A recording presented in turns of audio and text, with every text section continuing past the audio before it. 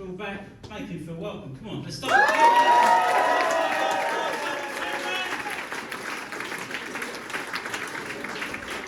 Give it David, everybody! Doing a sterling job. This is great. This is like my entire life in high school. Someone's dealt with a school bully before I got here. This is just fucking tremendous to be fair. Yes, so hello everybody. Hi.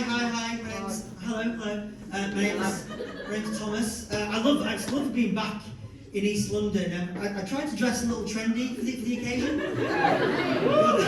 Well, you say that, I caught a look at myself in the mirror on the way up and I just looked like a leprechaun who's been given a John Lewis gift card. Missed the mark. It's hard to dress as you get older, I think.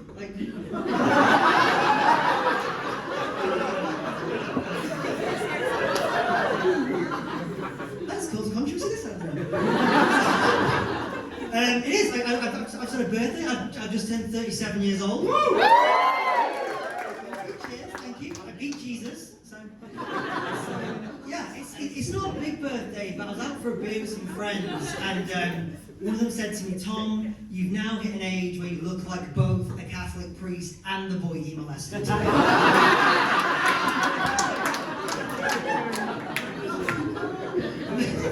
And then my other friend was like, "Woody, come on, that is the most accurate thing anyone's ever said about Tom." Which is true, but it gets me into trouble sometimes, this cherubic visage. Yeah.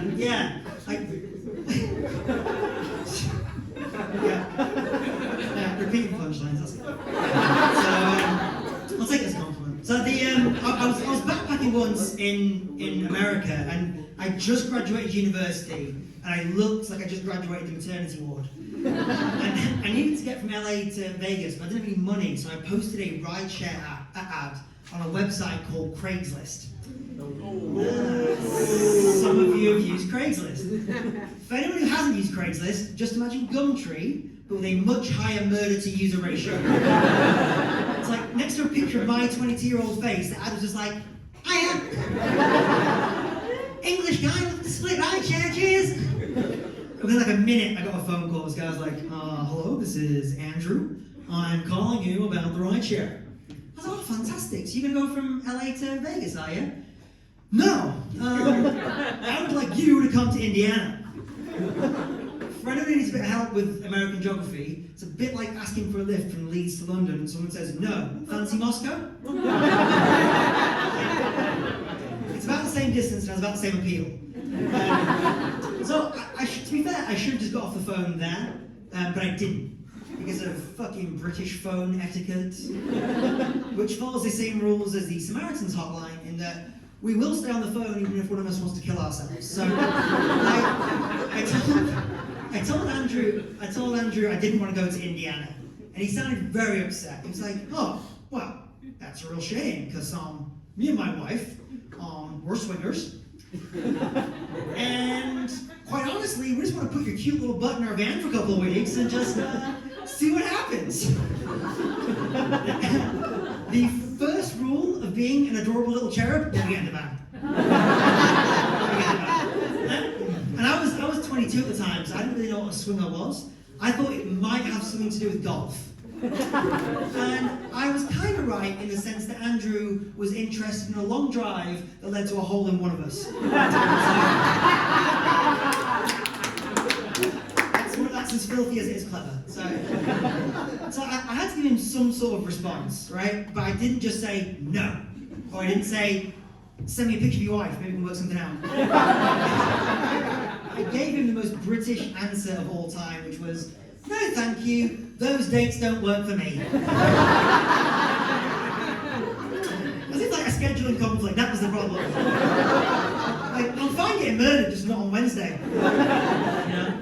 But despite that horrific start to life, I actually lived in America for about 5 years. I was living in New York, and I would say the biggest difference I've noticed between British and American life is dating.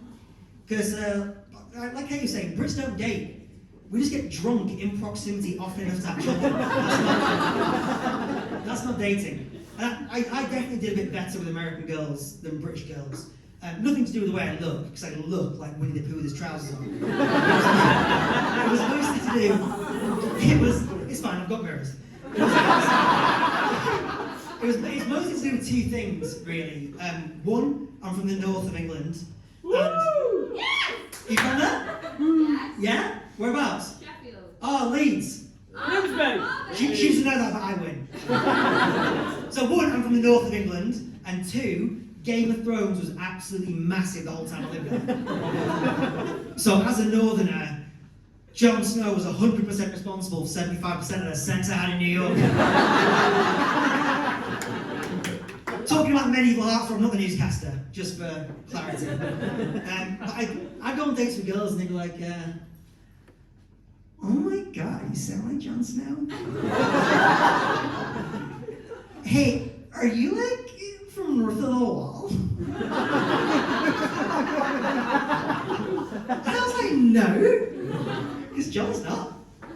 Silly Billy. I mean, he goes north of the wall very briefly in season 3, but he's from Winterfell. That little speech counts for the 25% of the sex I didn't have. That was as big a nerd as me. But it was interesting dating in a country where your accent is a natural aphrodisiac. Like, the very first girl I went out with, she looked like a girl next door version of Jennifer Lopez. Yeah, she was sort of like Jenny if she stayed on the block. She was called Ashley. We're out for a drink, and she goes, oh my god, I love your accent. Where's it from? I was like, oh, it's from England. She goes, oh, so did you learn to speak English when you moved to America?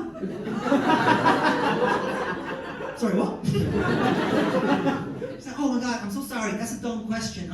What language do they speak in England? And I was like, well, so I deserve to get my hopes up, isn't it? But the next thing she said was, hey, why don't you take me back to your place? And she knew I was keen because I was in the cab before she finished that sentence. But like, we got into the car and I got really nervous because like, I've never had an occasion in my life where a girl that good looking asked me to take her home. And the only reason I could think was that she must want to drug me and take a kidney.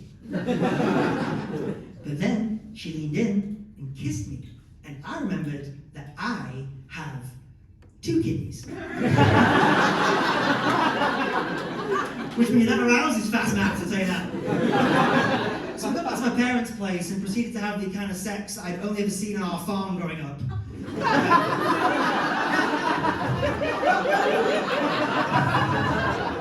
Which I mean, there was a lot of animalistic noises and my mother checked in from time to time. And even during all the sex, I couldn't get comfy. I was like, what does she want? Is she gonna film me?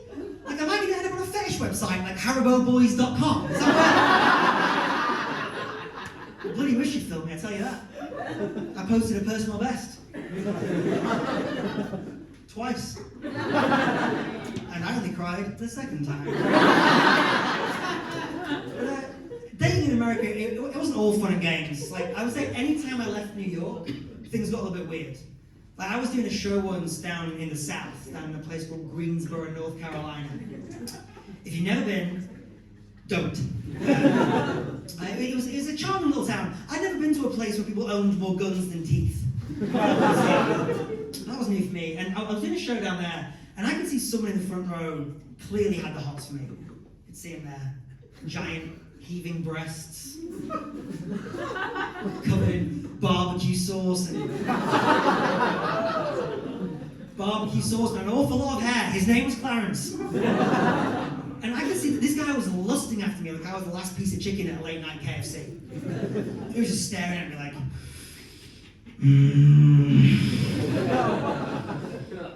that pretty mouth is confusing me.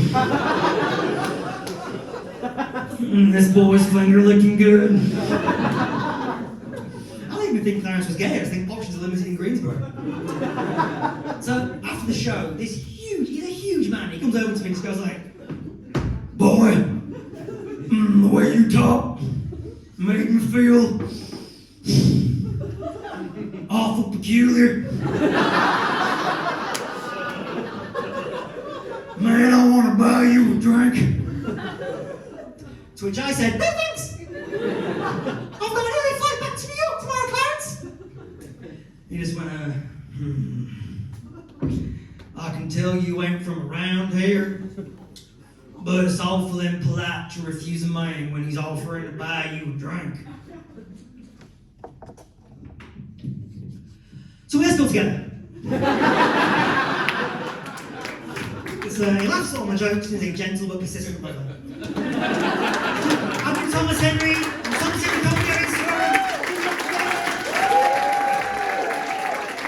Thomas Henry, ladies and gentlemen, Thomas Henry.